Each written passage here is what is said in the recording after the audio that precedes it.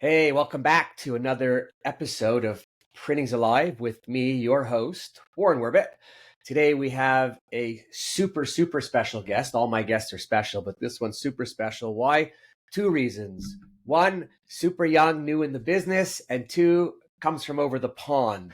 So Rebekah Hughes from Latcham. How you doing? Thank you for having me. I'm good, thank you. Pleasure's mine. Anytime we can get young people to come and speak, it's great because we need to spread more of the word. So let's just start off. Tell me a little bit about you first, and then a little bit about the company.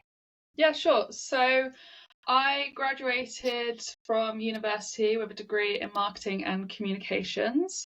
I actually then went off and kind of did a specialism in digital marketing. And then came back, and I've been working with Latcham for only 3 months now. And then obviously have come back to the print industry. So yeah. So, what brought you to print? Well, it's been part of kind of my family for years. Started with my great grandma, and then my granddad, and then my dad. And it's something that I've always loved, and something that I'm passionate about. And I think it has like a good establishment and growth. So it's an exciting industry to be part of. Cool. What do all your friends do? Or actually, I say, what do all your friends do? What did they say when you told them you're going into print? They always refer to the US office, and they're like, so you're basically like Dunder Mifflin, you're basically Michael Scott, you're working with paper. And a lot of my friends always introduce me, they're like, oh, this is Rebecca, she works in paper, she's like the office, which I always find really funny. Oh my God, I think that's so cool. Yes, always. So at least you're always a subject and top of mind, right? Exactly, yeah. And do you find yourself having to explain to them that print is really alive and well? Yeah, do you know what? One of my favorite things is when someone kind of asks me what you do, and I'm like, oh, I work in print. And they're like, oh. And I will be wherever we are, and I'll just be like, look, that's printed, we could do that, we can do that, we can do that. And then all of a sudden they're like, oh, it makes sense now. I'm sitting here and I'm like smiling, grinning because that's exactly what I do all the time. And I think that's what we as an industry need to do more of and, show our passion and talk to people and point it out. Because when I think about print and what's dead, because print is anything but, maybe letterhead.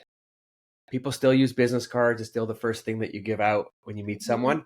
Letterhead may be the only thing that's dead, in my opinion. But otherwise, without print, how's anyone going to know anything go anywhere? Yeah, exactly. And we can't all rely on digital technology. We need something else. So yeah. Agreed. Tell me a little bit about Latcham. What do you do? What do they do? And then what do you do there?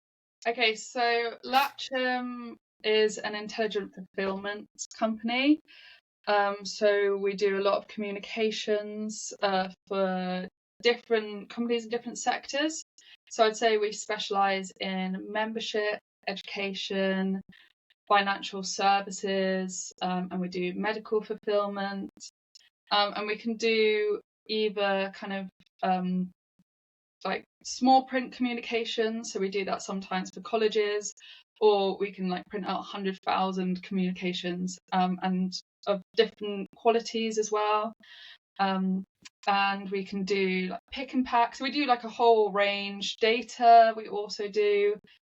We do a lot. We kind of touch in lots of different sectors and lots of different markets. So it's quite an interesting company to work for. So maybe I should ask you, what don't you do? Yeah, I know. I just feel like that because we're doing like digital solutions, and we're kind of growing that way, but we're still growing on our print side.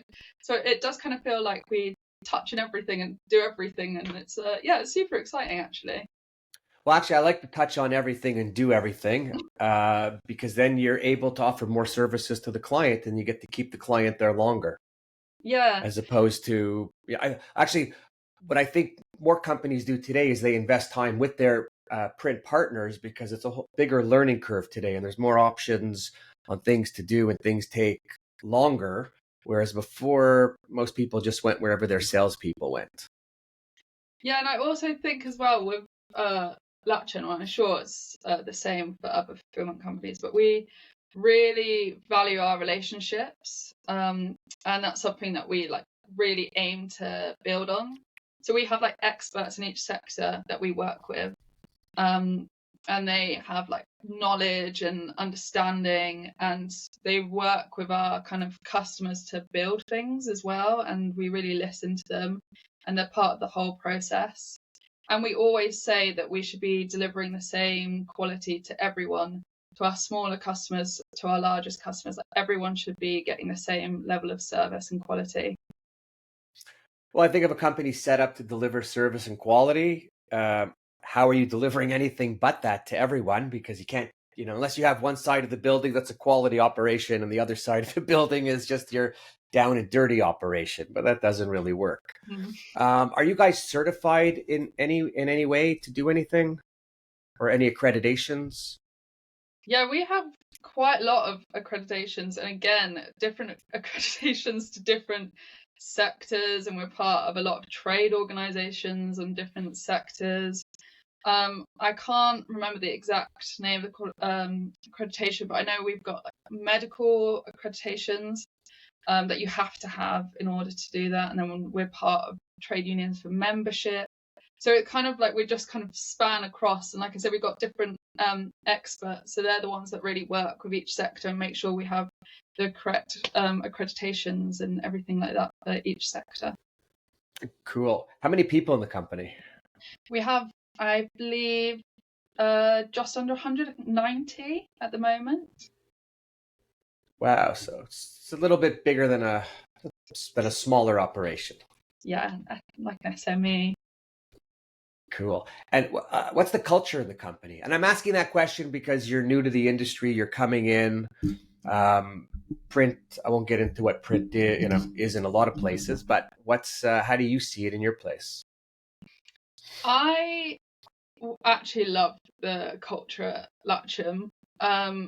Everyone is super passionate, and I actually find that about the whole industry. But obviously, I see it a lot more in where I work every single day.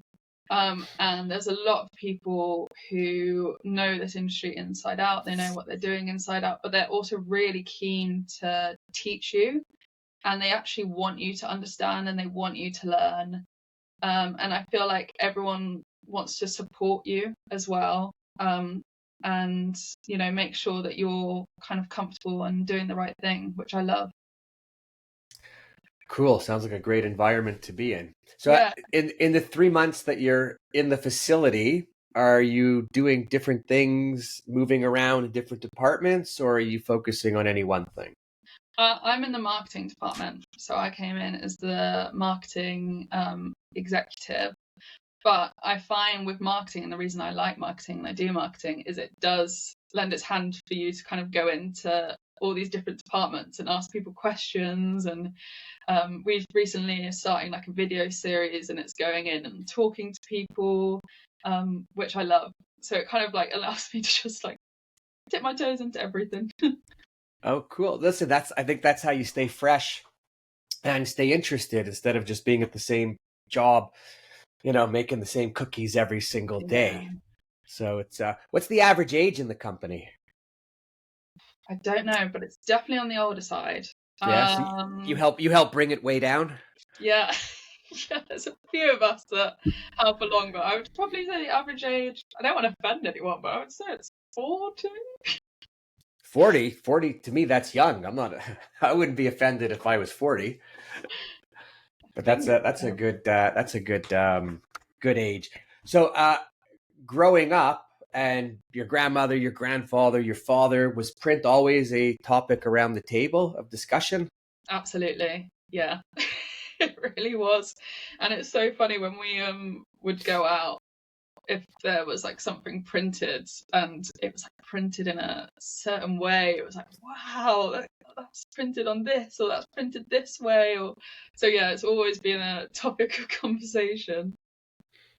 Cool. And when you go out, I guess, I mean, when we used to go out and I'd be shopping in the store and I'd be with my wife at the time, she'd be at the cash register and screaming, "Where are you?" And I'd be stuck in an aisle because I'm picking up something and I'm looking at it and I'm going like, "Oh my God, for a brand, how did they accept that? If I printed that, it would have been refused." Yeah. So, and then everywhere I go, I'm doing that with print. Yeah, and I've started doing that more now. Now I'm in it. Like, I'm looking at everything and being like, "Whoa!" Like, even that's really good. I'm like, "Oh my gosh, who passed that?" No, that's good. That means you've got the print bug in you. And now you have to figure out how we could help push it everywhere and, get to people. Because, at one point, people were just a little negative on us. But the truth is, I've always said that without print, nothing moves in the world, right? Instructions, directions, how to do things, all of that. So it's pretty cool. Before we were talking, and you brought up the topic of neurodivergence. Yes. Which is a big word. And what I thought I would do is I would just give a little what it is for people listening in case you're sitting there and you don't want to go to Google or chat or check it out. But so what I have here is neurodivergence is an umbrella term used to describe natural variations in the way people's brains function.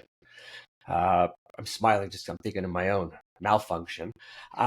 Process information, how interact with the world. Instead of viewing certain neurological differences as disorders or deficits, the concept of neurodivergence emphasizes that there's simply different ways of thinking and experiencing life. 100%. And then it lists a couple examples of, autism spectrum disorder, ADHD, me, dyslexia, me, Tourette's, not me, but I know some people. And then there's a few others. So in us discussing it, why did you feel you wanted to talk about it? I kind of wanted to talk about it because I think in terms of work and education, and I think a lot of it is that we kind of, in the print industry, we want to bring bright minds in, and we want it to become a place where young people want to come in and they want to work. And I think obviously there's a whole other different topics that we can talk about because I'm neurodivergent, I've got dyslexia and I've got ADD, used to have ADHD. I feel like, get on this. On those. I feel like it's something that I can kind of talk on, and I think it's something that's important to talk on, because it is seen as a disadvantage quite a lot of the time. And, with ADHD, kind of you are all over the place and your time management is horrific. It's just, it is what it is. You think so? Yeah. And it's like as well, it's kind of your time management's all over the place. I have it when my brain sometimes works faster than my mouth. So I'll like stumble on my words a lot and things like that. And also can't sit still, or background noise kind of gets me sometimes. There's just loads of little things. And I think that when I was younger, I was really honed into from school, not my parents have been incredible, from school, that all the negative things, and I wasn't actually looking at all the positive things that come with it. And dyslexia as well, like I can't spell well at all. My sentence structure is horrific, and thank goodness that ChatGPT, especially during my. But by the way, AI has with all of my things, AI has truly just taken a whole lot of pressure and anxiety out of my daily living. Me too. And it's funny that you say that because I think about it every other day. And just quickly, when you talk about moving, not sitting still, I just did 7 miles with my foot moving under the desk. And since I started these podcasts, I've been trying and practicing to sit still and not do that because I don't do the click thing because it's annoying. but anyways, so it's good that you brought it up. But sorry to interrupt you. I'll be doing the Continue. same. I'll be moving a lot, and I'm standing right now, not sitting, because if I was sitting, I wouldn't be able to do it. So that's why I'm standing. So you'll see me like go back and forth. But it's all those kind of things, and I think that they're the kind of things that sometimes you're told to focus on. Like it's almost like, but you've got ADHD, so you can't sit still, you can't. And it's like, yeah, that's true, but actually there's a lot of benefits that come with ADHD, and dyslexia, and other neurodivergencies, such as like a broader creative mind, being able to think outside the box. We're able to think sideways more than other people. We also can sometimes be a lot more understanding because we understand what it's like sometimes to have difficulties, and things like that. And I think that's really important for both people who have neurodivergencies coming into the workplace to understand that it's not an issue, it can be a benefit, and you need to realize in yourself how it's helping you, which took me a while to do. And then I suddenly realized, I was like, whoa, this is actually like a massive strength, because like it said, you're able to think differently, you're able to bring new ideas to the table that other people may not be able to think about, and things like that. And again, like my creativity, I work in marketing, and print is creative because we need to come up with new designs and concepts and things like that. So I think that almost within creative industries, you can use your neurodivergencies as a benefit, and it's not always the negative that you're told it's about. It's basically my little speech. Yeah, no, I'm sitting here and I'm just doing my own thinking because I've had it, I think, my whole life, and I don't think anybody recognized it or did anything about it. And only later in life, in the last 10 or 12, 15 years, did I latch on to a better understanding of it. And then when I look back to my schooling, and I'm thinking, oh my God, if people then knew a little more, they might have given me the tools to get by and get through it. Yeah. So I never made it through uni because I just couldn't sit still. Actually, funny, when I went, the only class that I sat in was the marketing class. And to this day, it was Harold Simpkins was the teacher.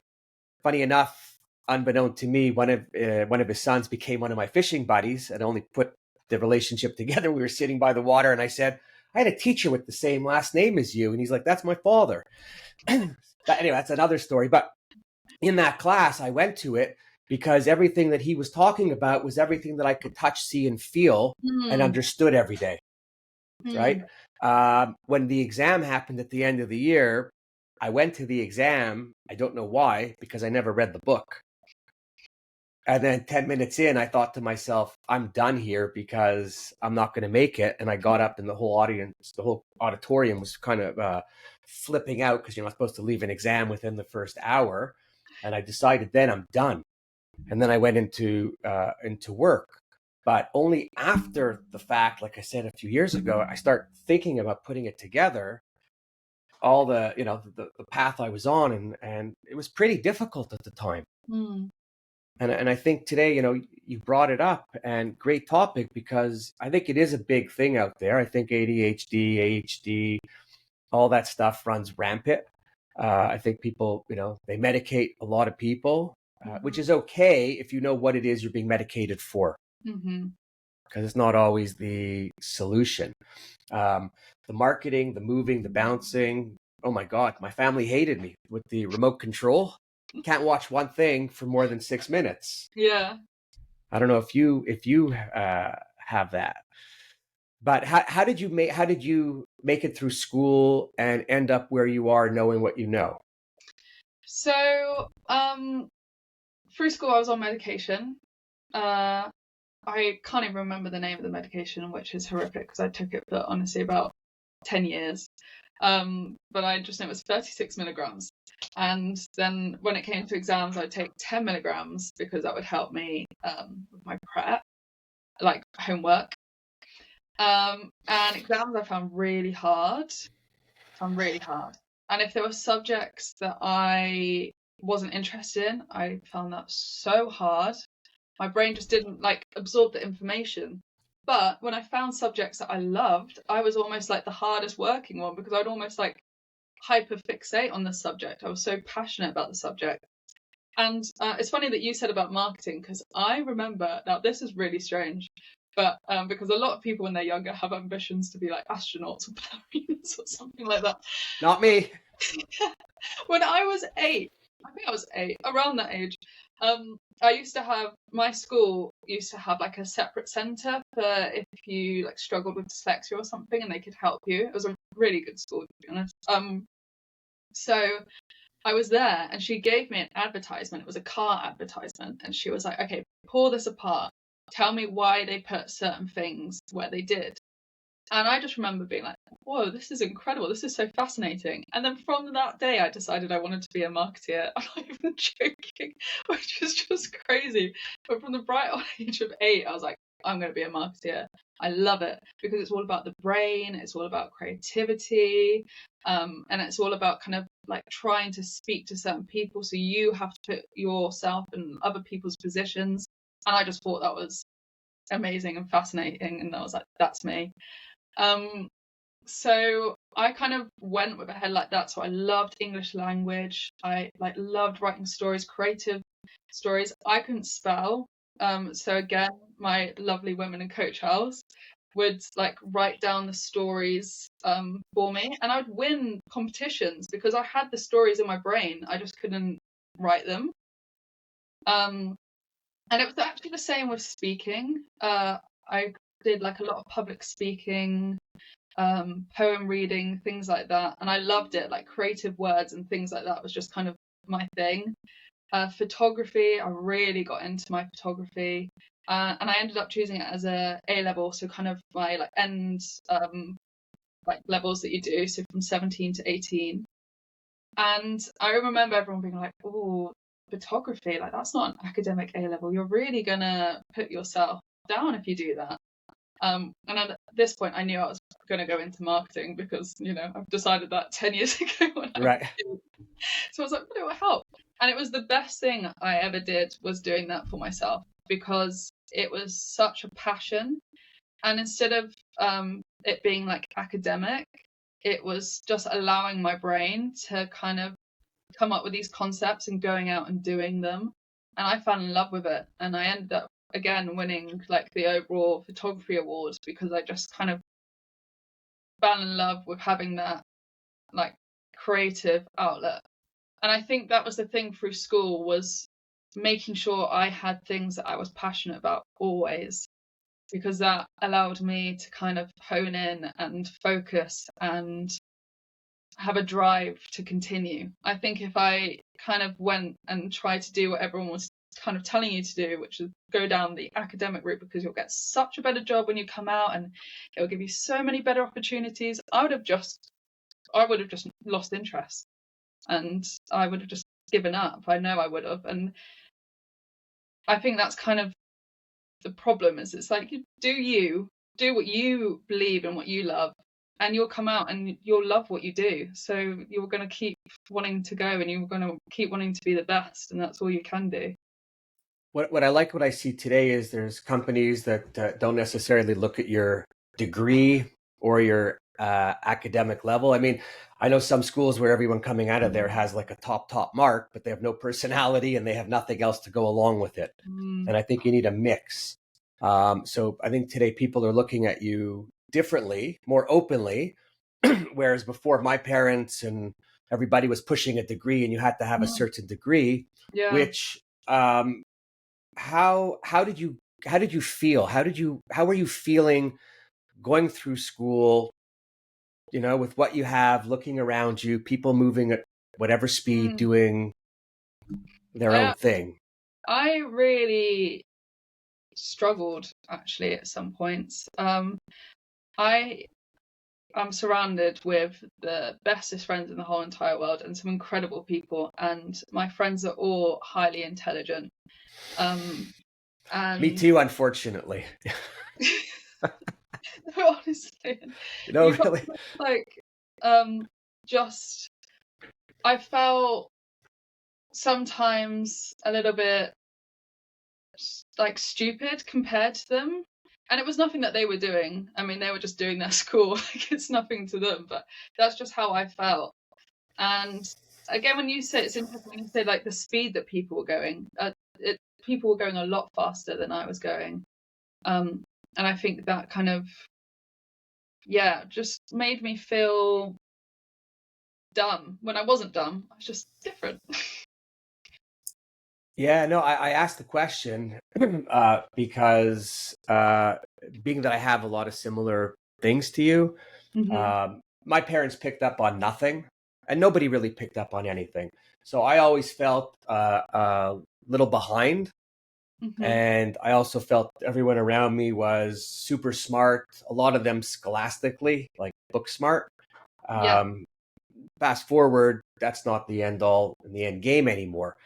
But even now, still, because of some of these things, I have a hard time with pronunciation of words. Me too. I live in an area, a city, province where French is you need to have French, and for the life of me, I can't learn French. I've had years of private instruction. I've done tutors. I've done everything. My brain does not function. So every time I'm talking with someone here and they talk French and I can't talk French, I feel inferior. And I almost feel that I want to explain myself to them as to why I'm not speaking French. I'm not disrespecting anyone. I'm not trying it, but internally I'm exploding because I don't know what to do. And, even reading, I thank God for some audiobooks if I don't fall asleep. But reading, it's like I could read the first page of a book 10 times before I move on. Yeah. Because it's slow. And then someone turned me on to the idea of reading and listening to the audiobook at the same time as practice. But there's all those simple things every day, even today, that I want to explain to everyone why I'm doing some things because they don't understand. Or conversations, I could get a little excited, and my excitement is sometimes taken the wrong way, right? As aggression or not letting somebody else speak. And I'm consciously trying to roll back the dial a little. Yeah. And sometimes it works and sometimes it doesn't. But it really is internally, it's an awful feeling. Yeah, it really can be. I think what you said is really true as well. I sometimes have this like small little voice, and it's always like, you're being too much, you're being too this, or I'm like, oh my God, I hope this person doesn't think this about me and this about me, because your brain again is constantly kind of churning, and then you can really start overthinking situations because you know that you probably could be talking too much, or I stumble on words, like I said, or can't pronounce words, and then you're like, oh, I hope this person doesn't think I'm stupid or dumb or something like that, and it's constantly like in the side of your head just going. Yeah, the worst is actually for me when I'll say a word in my head I know is right and it comes out wrong, and then people will correct me. Yes, honestly, yes. And there's some people where I've said to them, listen, I've got some issues. I understand. I know what I'm supposed to say, but if you could do me a favor and not keep correcting me. And they still correct me. And I just go, oh my, and then on the flip side, I think it's given me in the marketing and the creativity, in selling, the ability to talk, to move. I find that I grasp things and understand a lot of things quicker than others. So much so that sometimes I don't even have patience to listen to others finish talking because it's like, get on with it already. Yeah, we should have been talking a long time ago. But, and then like this conversation, I have conversations with other people, and ADHD is a pretty common thing. And they say it runs, high with entrepreneurs to some degree. And some people in conversations fluff it off, but it really is a serious thing. And I guess the worst part that comes from all of that is my own internal anxiety. that requires additional work to go through that.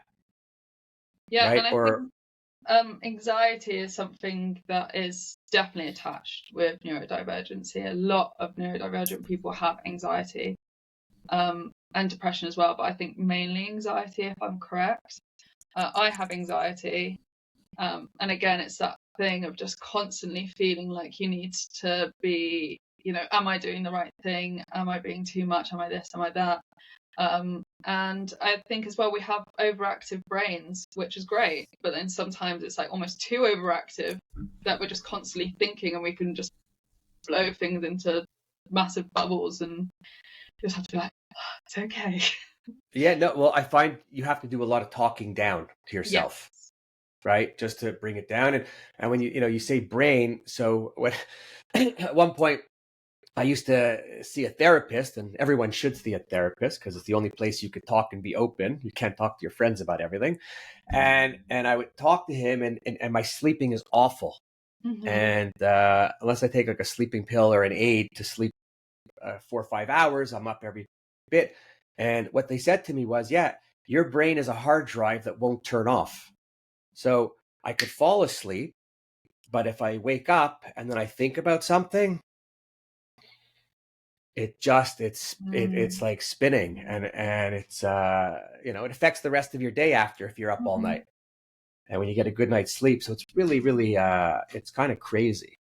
But I think I think it's really it's important that we talk about it and that people talk about it, because I think so as well, there's nothing wrong with it. It's got to, keeps you on your toes. And then, so let me ask you, how has it helped you? Mainly through grammar. I constantly asking AI, can you make this grammatically correct for me? Can you make this sentence structure correct? I also ask it a lot if things are correct, so I'll be like, can you make sure that this is correct? And I'll make it list why it isn't, so I can learn. And also, when I have like 110 ideas running in my brain, I will sometimes just dump them into AI, and they'll be like, can you make this make sense? Because in my head it makes sense, but I can't quite get all the words that are in my head and put them into one piece of paper. Like, I just need you to just help me just tie it up in a nice bow, and that would be great. It's amazing. So for me, I've got lots of ideas and thoughts, and the hardest thing is getting it out of my head onto paper.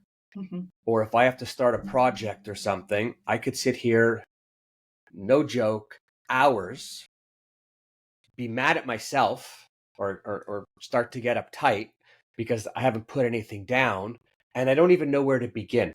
And then I'll go into chat, and I mean, it's getting better every day, the chat. So I'll be chatting with chat, right? And I'll just, say, because I use the microphone a lot because it's easier than typing, because I can't type as fast as my mouth and my brain. And I'll just say to it, like, I'm thinking about this. I have these thoughts, these ideas. Where do I start? How do I start? And it gives me that kickstart. It gives me the 1, 2, 3 that I could then go 4, 5, 6, 7. And I have what to check. I'm not so much worried about grammar, although it could always use improvement. But it's just getting the bigger picture out. And then it's also, I mean, there's some people out there who speak really, really well, and they could articulate everything in a great way. And it's another area I just feel that I'm horrible in. Me too. Like, I'm afraid to use some words because I don't think they're going to come out even straight when I'm talking. Yeah, I have the same. I sometimes will work around what I'm trying to say so I don't have to use certain words, because I just can tell it's going to get stuck in my mouth somehow. Yeah, it's so when that happens, then I'm all of a sudden I have a friend in chat who could help me get through it. And with chat, I'm not afraid to say anything or write anything. Yeah. Because I don't have to explain to anybody. Yeah, that's really interesting, actually, because that is true. And I never thought about that, but you do. You just kind of write how you kind of want to write, and you're not second guessing yourself and reading through it about 5 times before you send it off. And yeah. Oh, listen, I do this podcast. I don't have a problem talking, ever that to people, but and everyone says, "Oh, you're so good, you're outgoing, you're this and that," but inside, I am like freaking out half the time. Mm, Right? I don't even think I've even said that out loud, but it's like, oh my God, close your eyes, close your mind, count to 10, think of something else. I've started meditating like 5 years ago, just as a place to go, and even some breathing exercises during the day, because yeah. I find, I call it anxiety, not anxiety, but my insides, there's like a pressure valve that's going. And then you just got to find all these little different ways to bring you down. Yeah. And then I have to tell myself a lot of times, like, you know what you're doing. You know what you're doing. Right. So, and then when someone says to me, "Oh my God, great job." Oh, thank you. They don't even know how much I appreciate hearing that. Yeah. Not for ego, not for anything other than for my brain to say to myself, "You did a good job, Warren. You're okay." Yeah. Because it's really big. Did your parents notice that you had issues, or how did it come about? Yeah, like I said, my parents were amazing parents. I was very lucky. I think I got tested when I was like 4 or 5, when I was very young, and a lot of, again, I can only speak on ADHD, but ADHD doesn't normally get diagnosed in women until a lot later, because we normally have like better masked ADHD, they say. So yeah, I was very young. It's because my brother also got tested. So they're like, well, it's obviously something, so you can get tested. So this is all their fault. Yeah. And then they took me I still remember the room. There was like a swinging ball. I think it was like to test how quick you can look at it. And there was a few things on the computer that we had to do. And I had to do it again when I was doing my GCSEs, just to make sure I could have the extra time and I wasn't lying. And that was quite funny. That was in like just this woman's house. Like, you just walked in, it was on her dining room table, and she just gave you like a computer and a few pieces of paper to like test. It was bizarre. And then both of them came through saying I had dyslexia and ADHD. Surprise, surprise. And then I had a ADHD doctor. Oh, I just got a thing. I need to go run and get my charger. I thought I did have my charger, but it's saying I don't. Classic ADHD. Oh, the Adam Sandler song, "Keys, Wallet, Phone"? Yeah.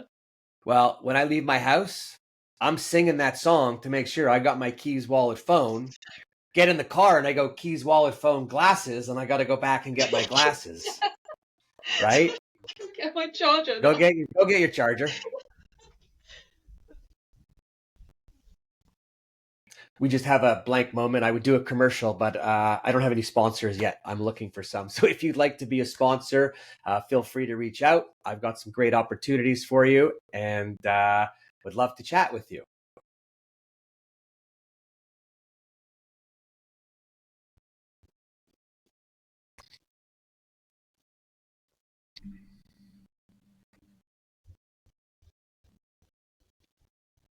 I guess now she's looking for her charger. That's what I bought it up. That's what I thought. I plugged it in. Just forgot to do the actual main job. Yes. So It's testing. Yeah. And then I had a ADHD doctor until I was 18, and then 17, and then you turn into an ADHD adult. And I just got completely lost on the system, so that's why I haven't had any kind of medication since. Oh, you're not taking anything now? I'm not taking anything now because I got lost on the system, so they stopped kind of prescribing the medication to me. And then I don't know what it's like where you live, but here, because it's mainly all done on the NHS, it's really bad waiting time. It's like 10 years. So I'm just making sure this 10 is years plugged in for right. what? Why's my charger not working? Sorry. I'm having technical issues. Story of my life. Power mode on. Okay, cool. We're safe. It takes 10 years in the UK around that time on a waiting list to first of all get re-diagnosed with ADHD and then to get your medication again. It's around that time. It's 10 crazy. years? It can take up to 10 years. Yeah, there's loads of people on a waiting list. Loads of people who, I think it might be easier for me because I was diagnosed as a child. But if you weren't diagnosed as a child, which a lot of people who have ADHD aren't, because you're just kind of seen as someone who's got behavioural issues and a bit difficult. And it's not till you're an adult that you're like, no, there's definitely something, and you can take yourself out and get tested. That it can take up to 10 years, yeah, to Whoa. get diagnosed and get the right medication, and they're super. Sounds They're super uptight. tight. Yeah, super tight on who they give the medication to as well, and things like that. Wow. Well, so in Canada, I mean, I go to the doctor and had a conversation with him, maybe because I was an adult already. And, they pulled out a questionnaire of which I answered all the right answers to get medicated. And they started me off on, I started with Concerta, like, I don't know, maybe 10 milligrams. And by the time I was done with Concerta, I maxed out at 72. And then I stopped that for a little while and then restarted with Vyvanse at 10, and now I'm up to 60. And I don't know if it's getting worse or getting better, but maybe just life, maybe movement. I'm actually can't even watch TV much anymore because I'm bouncing, and the phones have not helped any of that. Right? No. The phone is the kiss of death, and it suits my bouncing around because I could look at 100 things in a minute, right? And then I'm good. So I'm trying to figure out how to lay down the phone. I have to do exactly the same thing. So I can hyperfixate on that phone for ages. Do you know what I do? Is you can put screen time on your phone. I actually learnt this from someone else who told me. They put screen time on for 10 minutes. So then every 10 minutes it comes up and it says, do you want to continue watching for 15 minutes? And then you're like, do I want to continue watching 15? And it takes you out the hole. Wow. Because otherwise you just keep going. And it's kind of like, okay, an extra 15 minutes. And then it comes up again and you're like, this has been half an hour now. Like, do I want to do it for another 15 minutes? And then it's kind of like you're deciding that for yourself. I would turn off the timer. Like I would just get tired of see. I set my phone so that I remember. Well, I set my phone at one point so I remember to drink water regularly throughout the day. And then the thing's beeping, and at one point I'm like, what the fuck am I doing? Get rid of this. Right? Because it was like but again, it's all part of the whole system of what you deal with. Yeah. So it's kind of crazy. But yeah, it's and then I find when I see someone doing something, I go, I wonder if they have something. Because you almost want to give everyone the benefit of the doubt and not pass judgment on anyone. That's the other thing that this has done, is it's helped me be less judgmental as a person. Yeah. Because I really, really don't feel good when people are, pointing certain things out to me because they don't know. I totally agree with that. It makes you a lot more understanding of people, and especially when people do have different ways of thinking. You're like, okay, because I have a different way of thinking, so I understand that certain things might be hard for you because certain things are hard for me, and they might be different, but I understand kind of how you are feeling a little bit. So it does make you a lot more understanding. Yeah, it's kind of crazy, kind of crazy. And I mean, we're saying a lot of the same things, and there's I don't want to date myself, but there's a big age difference between us.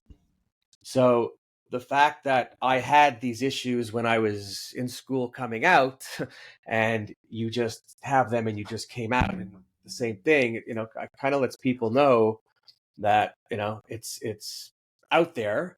And Mm-hmm. if you should be listening to us and you feel it's making you think about certain things that you do or you say or how you say and do, go to your doctor. Yeah. Go have a conversation. Uh, Reach out to me. I'll have a conversation with you. I'm pretty open. I can have a conversation with you as well. I'm Right? more than And happy. it's just sharing what it is. I happen to be talkative and outgoing and not afraid to ask people for help. Mm-hmm. But I know there's a lot of people out there that either don't know or afraid or just stuck. Mm-hmm. And, it's not easy for those folks to do that because every day they get up and they go through their day. Mm-hmm. So I don't know, makes us a little more, I hope it makes everybody a little more caring and understanding. Yes, that is, yeah, exactly.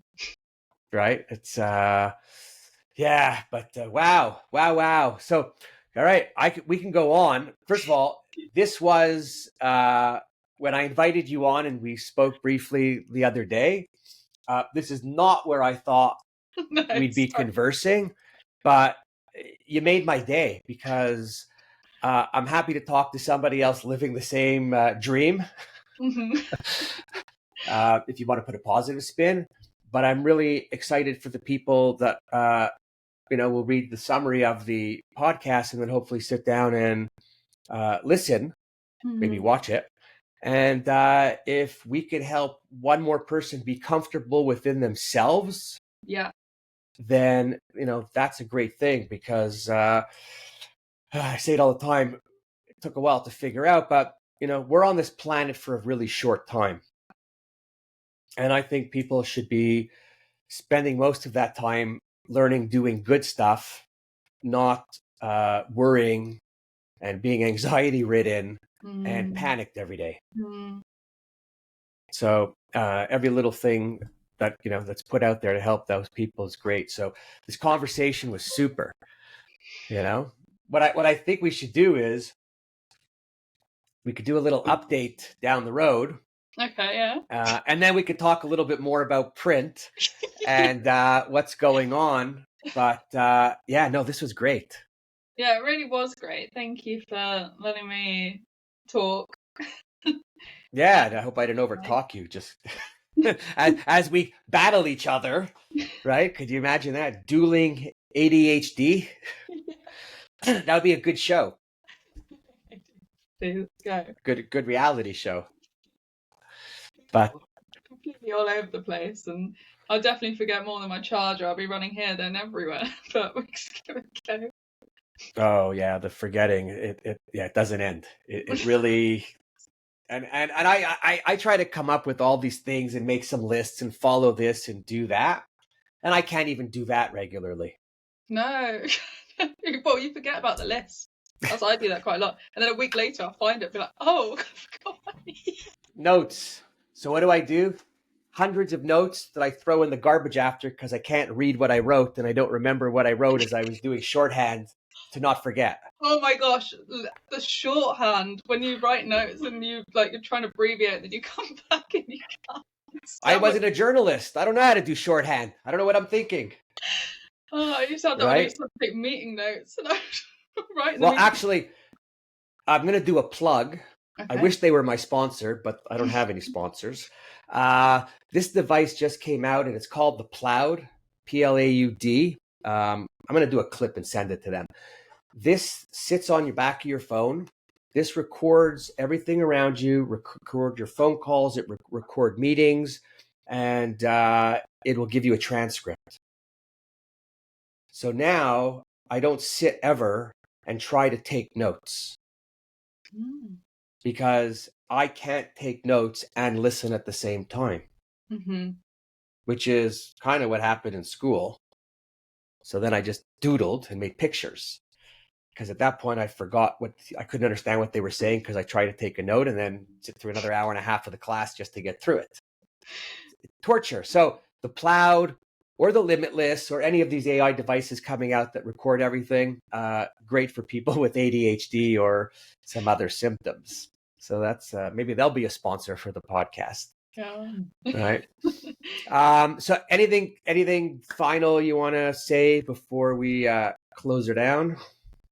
No, just again, thank you for having me on. I really enjoyed it, and it was really nice speaking openly with you. So thank you as well for opening up.